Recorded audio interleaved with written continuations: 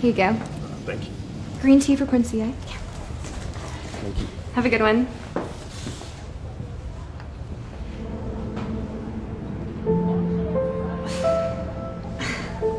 How can I help you?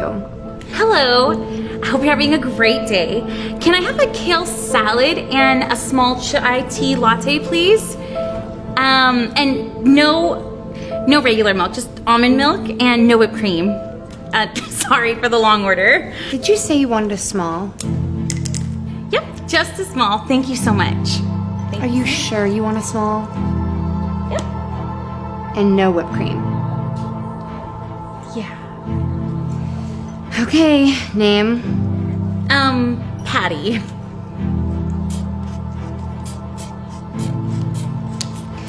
One small chai tea latte for Fatty. Sorry, Patty. Make sure you use almond milk instead of regular milk.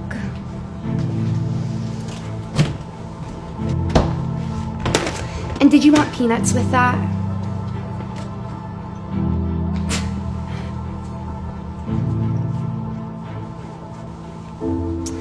That'll be $7.42. Here you go.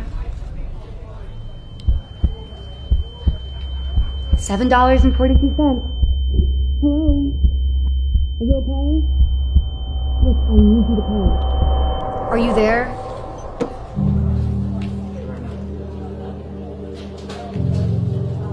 Whoa. How dare you? Are you serious? Who's the manager at this store? You know what? Never mind. You're so worried about what goes into her mouth that you can't see the crap that's coming out of yours. Listen, I don't care if you're fit or you do keto. You asked her for peanuts like she's an elephant, but the real elephant in this room is your ego. Have you ever gotten bullied? Do you know what that feels like? This ain't high school anymore, Karen. This is real life. And people like you live life like a seesaw. In order for you to feel high, you have to put others down. But I'm gonna give you a life lesson now. Eventually, you'll be the one falling to the ground. Seriously? You're just pro-fat acceptance. No, fat acceptance is accepting that you're going to an early grave, and there's nothing you can do to be saved. Couldn't you see she's working to change? I mean, her food selection was obvious proof. Or do you shame sick people in hospitals too? Plus, none of that even matters. You never know what somebody's going through. Everybody is fighting silent battles, some living in invisible prisons. And in case you didn't know, here's some nutritional wisdom. Food is not just something you eat. It is also a coping mechanism. And the more you shame, the more you lower someone's self-esteem, creating guilt and low confidence, which leads to stress eating and weight gain, which means you're causing what you claim you want to prevent. Stop glorifying obesity. I'm not glorifying obesity. I'm glorifying treating people as human beings with decency. So many studies show that fear and shame do not motivate change. They just make people more depressed and miserable, because mental health is twice as important as physical. I know people with perfect bodies, better than yours, and much better than mine, yet felt ugly inside. People like Marilyn Monroe, the most beautiful actress of all time, committed suicide.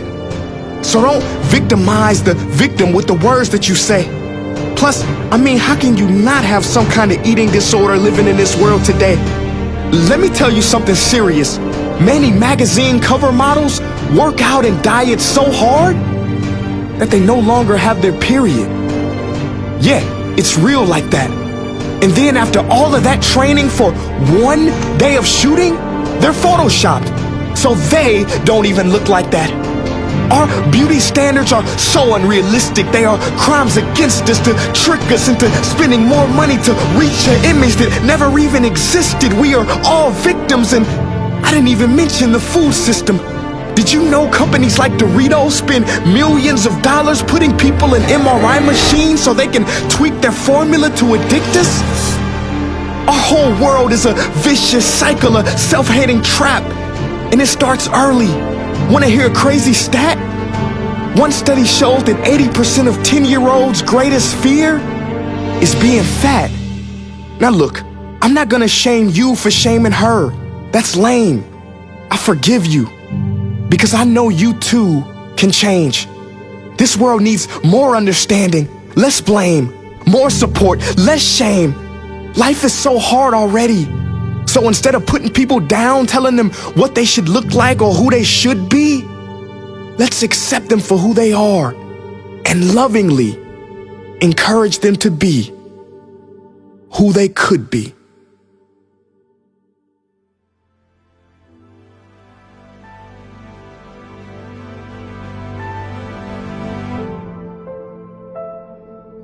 Patty! Excuse me?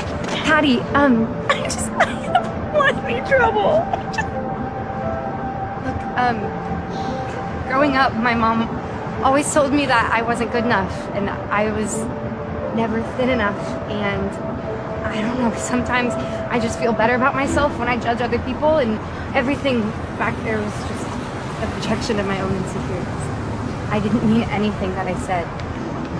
I'm really, really sorry.